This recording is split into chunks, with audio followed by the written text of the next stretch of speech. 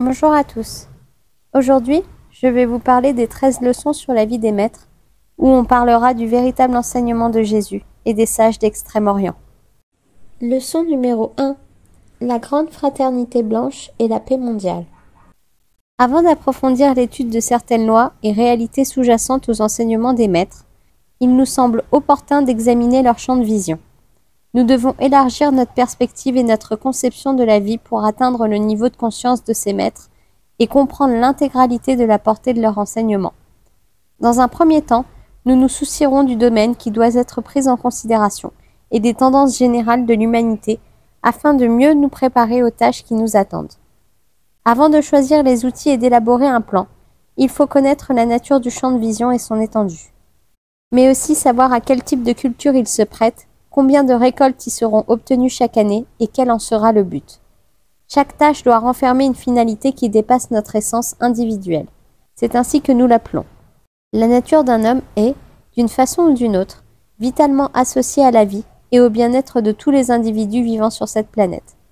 Ce qui affecte l'un d'entre eux affecte le reste de l'humanité, à différents degrés. Cette discussion sur la paix devrait intéresser tous les êtres humains, car chacun d'entre nous est concerné. En effet, le monde s'est ouvert à l'idée de paix et exprime peu à peu son dégoût de la guerre. L'humanité commence à comprendre que la guerre n'est pas un état naturel et que ceux qui prétendent incarner la providence et la justice parfaite, les pseudo-créateurs de bonheur, ne sont que des imposteurs. La paix et le bonheur, désir profond de l'humanité, ne sont pas des cadeaux octroyés par le ciel. Tous nos efforts méritent d'être déployés afin de les obtenir honnêtement. En politique, les miracles n'existent pas. L'homme doit se rendre compte que lui seul a le pouvoir d'élaborer sa destinée avec sa propre intelligence. Cette irrésistible vague d'intérêt pour l'encouragement et la garantie de la paix est l'œuvre de la loi universelle, qui cherche toujours à promouvoir le bien commun. Dieu ne se laisse tromper par personne, et cette prise de conscience de l'importance de la paix répond au mouvement de l'esprit de paix nourri par les maîtres. C'est seulement lorsque l'individu s'identifie avec la loi universelle qu'il peut atteindre son bonheur individuel, car celui-ci reste inséparable du bonheur commun. C'est pourquoi le véritable progrès spirituel est lent et les souffrances nombreuses. Il existe dans le monde une grande association fraternelle qui travaille pour la paix depuis des millénaires. Elle est à l'origine de tous les mouvements pour la paix mondiale et se fortifie chaque jour. Elle comprend actuellement environ 216 groupes dans le monde. Une unité centrale joue le rôle d'organisme dirigeant ou centraliseur. 12 unités l'entourent et lui donnent force et puissance. Leurs membres se consacrent à l'instruction de l'humanité. Travaillant mutuellement, ces équipes rassemblent des hommes et des femmes, inspirés par l'idéal spirituel de la grande fraternité blanche. De puissantes pensées favorables à la paix et à la prise de conscience se manifestent simultanément chez tous les individus. Cependant, de nombreuses idées fausses circulent au sujet de la grande fraternité blanche. Soulignons d'abord le fait que ses membres ne se font jamais connaître sous ce nom, et qu'ils ne tirent aucunement les ficelles d'organisation officielle. Leurs fonctions et leurs objectifs sont universels. Ils œuvrent à l'évidence, en harmonie avec la loi universelle, pour des objectifs universels. Tout individu ou groupe qui lutte pour les mêmes fins, sans être mu par des motifs égoïstes ou partisans, bénéficie de leur soutien. Celui-ci est parfois visible, mais se manifeste le plus souvent sous la forme d'une stimulation discrète. En somme, l'aide ne provient généralement pas d'une personne ou d'un endroit défini. Les bénéficiaires de ce soutien sont simplement conscients de l'aide ou de l'influence favorable dont ils profitent. Au commencement, la Société des Nations était un instrument de la grande fraternité blanche, mais a souvent été détournée de ses buts par des nations ou des individus. Elle réapparaîtra néanmoins un jour dans le giron de la grande fraternité universelle. En effet, un nouvel ordre est en train de naître. Nous assistons à la destruction d'une vieille civilisation. La fraternité blanche défendra ouvertement ses positions sur des problèmes fondamentaux lorsque le moment sera venu. De plus, aujourd'hui, les demi-mesures ne sont plus de mise pour améliorer l'humanité, que les individus ou les groupes se liguent ou non contre le bien commun. Le grain des moulins du Seigneur est parfois moulu très finement et très rapidement. Les êtres égoïstes, agressifs et avides ne construisent leur vie qu'à partir de déchets du tamis. Il vaudrait mieux que ces individus soient inspirés par des motifs purs, créateurs, qui contribuent au bien universel, car dans ce cas, le bien se répercuterait sur chaque individu. Enfin, les forces à l'œuvre dans les idées universelles apparaissent souvent très discrètement. Quelque chose semble germer et se répand soudain comme un phénomène contagieux.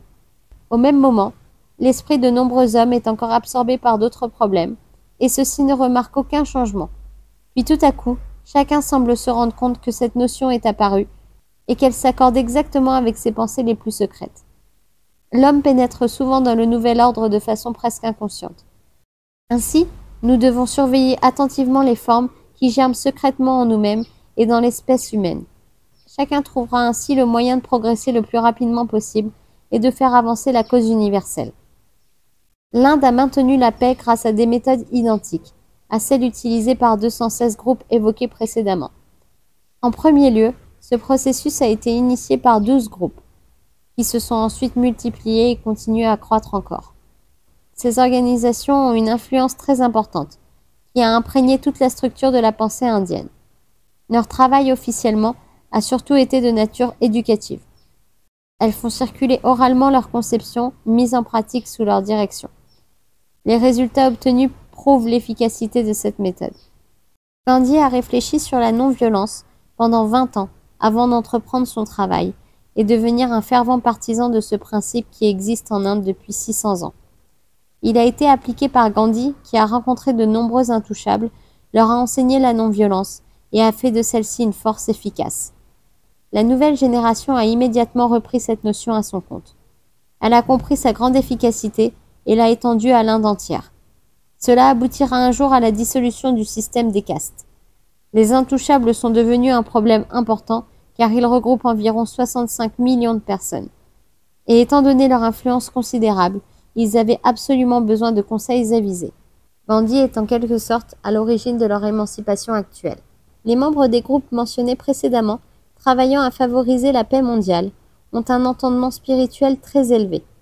À l'intérieur de chaque groupe, l'un des membres acquiert une position de leader grâce à sa pratique spirituelle.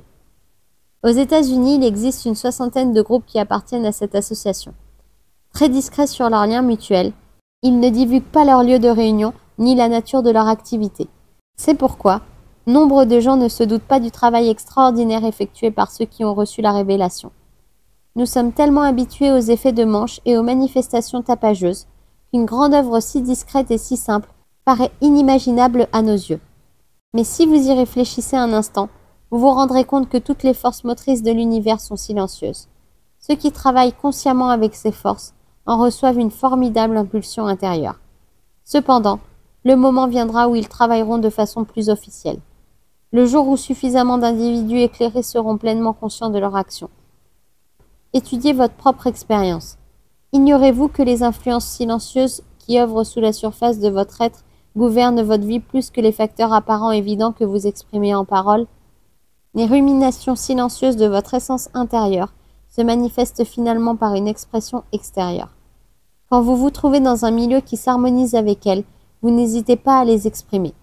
Étudiez-vous et vous découvrirez que tout ce qui est à l'œuvre en vous l'est aussi dans l'espèce humaine. Ce que le Père voit en secret, il vous en remerciera publiquement. Cette phrase révèle la façon dont toutes les choses éclosent dans le monde extérieur. Saisir cette réalité vous aidera à mieux vous comprendre et à mieux comprendre le fonctionnement permanent de l'universel spirituel au-delà des apparences. C'est en adoptant cette méthode consciente que vous apprendrez à retrouver la trace de l'intervention de la fraternité secrète. Ces activités ne sont secrètes qu'aux yeux de ceux qui ne discernent pas la façon dont elles opèrent.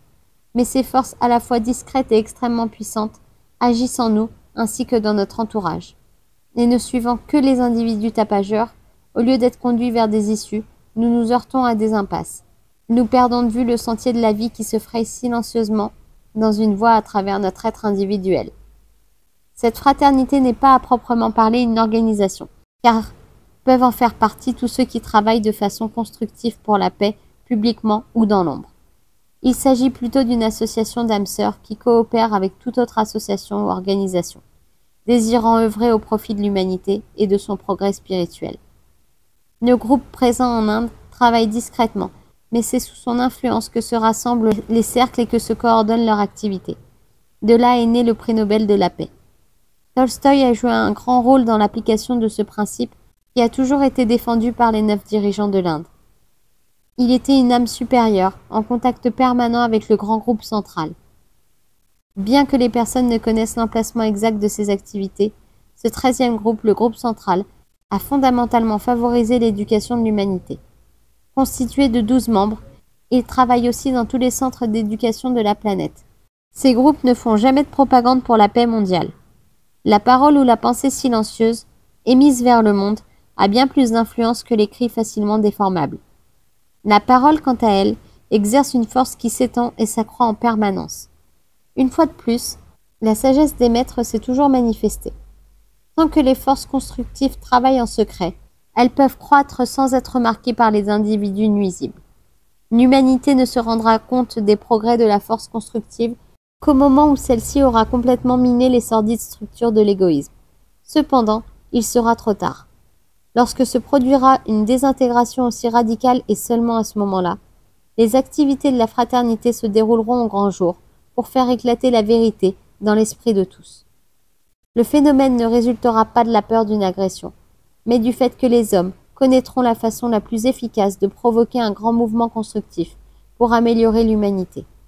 Les égoïstes en seront exclus. Dans un sens, tous ceux qui luttent pour la liberté de l'Inde ou pour la liberté et la paix mondiale sont des avatars, d'après l'expression des Orientaux. Nombreux sages ont répandu cette idée pendant des milliers d'années. Jésus a œuvré pour l'amélioration de l'humanité tout entière et continue à le faire. Certains occidentaux ne reconnaissent pas le travail des avatars, parce qu'ils ne croient qu'aux apparences, aux déclarations spectaculaires et aux actions publiques miraculeuses. Ils ignorent que les vrais miracles s'accomplissent d'abord en silence. En ce qui concerne le rôle de l'arbitrage au service de la paix mondiale, ce mouvement est né au Pendjab, en Inde. Il s'agit d'un puissant instrument de la paix mondiale, qui proscrit toute agression. L'Inde n'a jamais adopté une attitude agressive ni encouragé la moindre action armée dans cette province, et le Pendjab a exercé une influence déterminante sur ce mouvement. Il s'est maintenu en Inde pendant environ 3000 ans. La non-agression et l'arbitrage ont démontré leur efficacité.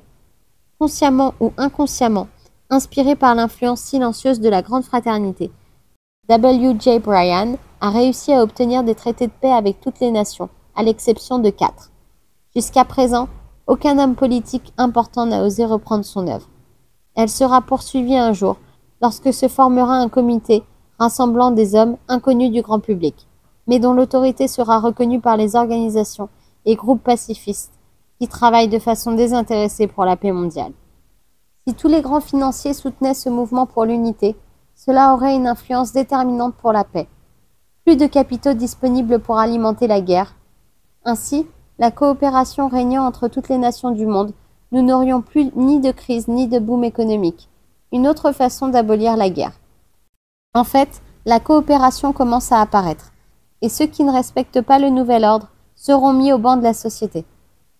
Suivant cette tendance croissante à proscrire la guerre, les êtres humains ouvriront les yeux sur les causes de la guerre, essentiellement provoquées par des nations ou des groupes préoccupés par leur unique intérêt. D'autre part, la pratique de la non-coopération sera prohibée car elle contribue à la guerre. Ainsi, toutes les responsabilités reposeront sur les épaules de chaque individu, et chacun devra bannir son propre égoïsme et son avidité qui nuisent à autrui. L'homme découvrira que la meilleure façon de défendre son propre intérêt est de promouvoir l'intérêt commun, et qu'assurer son propre bien-être commence par préserver le bien de tous. Cette tendance souterraine apparaît maintenant sur une grande échelle. Mais chaque individu doit trouver sa source en lui-même. Celui qui scrutera sa propre âme verra que l'embryon de ce mouvement grandit chaque jour dans sa propre nature.